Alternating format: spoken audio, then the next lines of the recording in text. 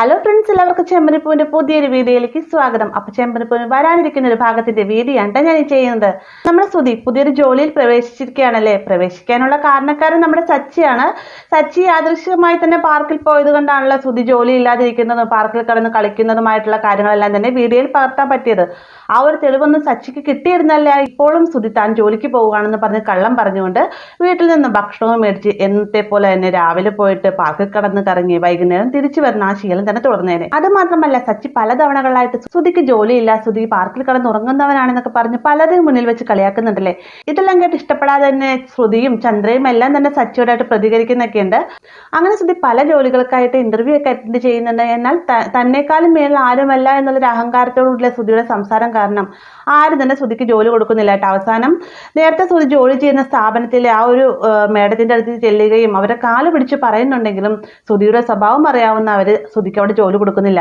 അങ്ങനെ നിരാശയോട് കൂടി തിരിച്ച് സുധി വീട്ടിലേക്ക് വരുന്ന സമയത്ത് നമ്മുടെ സുധിയാകട്ടെ വീട്ടിൽ സുധിനെ പറ്റി ഭയങ്കരമായിട്ട് പൊക്കി പറഞ്ഞിരിക്കുകയാണ്. അതായത് സുധി ഒരുപാട് പഠിച്ചവനാണ്, സുധിക്ക് ജോലി കിട്ടും, തീർച്ചയായിട്ടും സച്ചിയുടെ അഹങ്കാരം ഞാൻ മാറ്റിക്കൊടുക്കും, സുധി ഇങ്ങോട്ട് വരട്ടെ, ഇതിനെല്ലാം തന്നെ തിരിച്ചടി ഞാൻ കൊടുക്കുമെന്നൊക്കെ കുറെ പ്ലാനുകളൊക്കെ സുധി നടത്തുന്നുണ്ട്. എന്നാൽ ഇതെല്ലാം വെറുതെ ആകുമെന്ന് സച്ചി നേരത്തെ മുൻകൂട്ടി പറയുകയാണല്ലേ. ഇങ്ങനെയൊക്കെ സുധിനെ കളിയാക്കുന്നുണ്ടെങ്കിലും സുധിക്ക് അത് വലിയ കാര്യമായിട്ട് നിൽക്കുന്നില്ല. പക്ഷെ സുധിക്ക് തനിക്കുണ്ടാകുന്ന ഒരു നാണക്കേടിനും വലുതായിട്ടാണ് തോന്നുന്നത്. അതുകൊണ്ട് തന്നെ സുധിയോടായിട്ട് പറയുന്നുണ്ട്, ഇനി പോകുന്ന ഇന്റർവ്യൂവിന് തീർച്ചയായിട്ടും സുധി ജോലി മേടിച്ചേ മതിയാവുകയുള്ളൂ, ജോലി മേടിക്കാതെ സുധി തിരിച്ചിങ്ങോട്ട് വരരുത് എന്നൊക്കെ സുധിയോട് പറയുകയും സുധിക്ക് താൻ ജോലി മേടിച്ച് തിരികെ വരികയുള്ളൂ എന്നൊക്കെ വാക്ക് കൊടുത്തിട്ടാണ് പോകുന്നത്.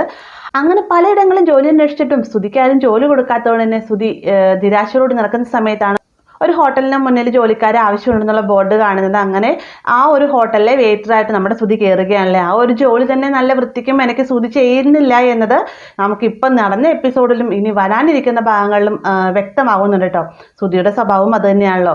അതുമാത്രമല്ല, കൂടെ ചെയ്യുന്ന സഹപ്രവർത്തനോടായിട്ട് പറയുന്നുണ്ട്, നിന്നെ പോലെയല്ല ഞാൻ 7 ഡിഗ്രി ഉള്ളവനാണെന്നൊക്കെ പറഞ്ഞ് പൊങ്ങച്ച വർത്താനം പറയുന്നുണ്ട്.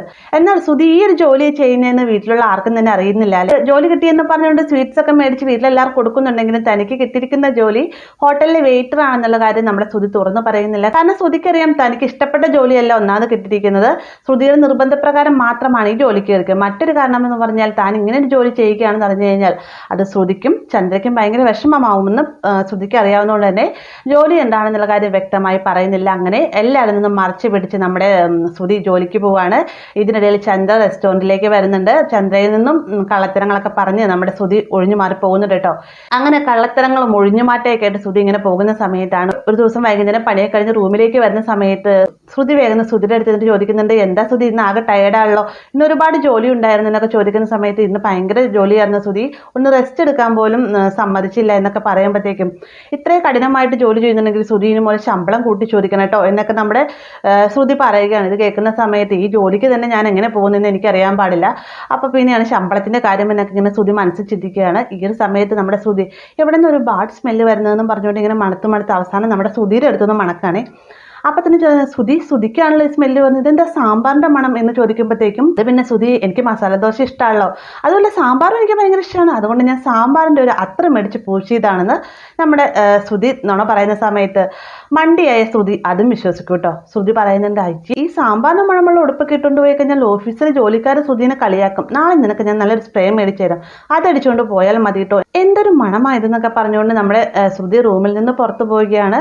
ഈ ഒരു സമയത്ത് ശ്രുതി ചിന്തിക്കുന്നുണ്ട്, നേരത്തെ പോലെ തന്നെ ദൈവാധനം കൊണ്ടാണ് ശ്രുതിയുടെ മുന്നിൽ നിന്ന് തനിക്ക് രക്ഷപ്പെടാൻ സാധിച്ചത്, എന്തായാലും നല്ലൊരു ജോലി അന്വേഷിക്കണം, തൽക്കാലത്തേക്ക് ഈ ഒരു ജോലിയുമായിട്ട് മുന്നോട്ട് പോകാമെന്നൊക്കെ ഇങ്ങനെ ശ്രുതി ചിന്തിക്കുന്നുണ്ട്. അപ്പൊ നേരത്തെ നമ്മുടെ ശ്രുതി സ്വപ്നത്തിൽ ഇഡലി ദോശ പൂരി എന്നൊക്കെ പറയുന്ന സമയത്തും ശ്രുതിക്ക് ചെറിയൊരു സംശയം തോന്നുന്നുണ്ട്. ഈ ഒരു സമയത്ത് തെന്നി മാറിപ്പോയ പോലെ തന്നെ കള്ളങ്ങൾ നിർത്തിക്കൊണ്ട് ശ്രുതിയിൽ നിന്ന് ഇത്തവണ ശ്രുതി രക്ഷപ്പെടുകയാണ് കേട്ടോ. അപ്പൊ ഇങ്ങനെ ഒരു ഭാഗം നമുക്ക് വരാനിരിക്കുന്നുണ്ട്. വീഡിയോ ഇഷ്ടമായി എന്ന് കരുതുന്നു. വീഡിയോ ഇഷ്ടമായി കഴിഞ്ഞാൽ ലൈക്ക് ചെയ്യാനും കൂടെ ചാനൽ സബ്സ്ക്രൈബ് ചെയ്യാനും മറക്കരുതേ.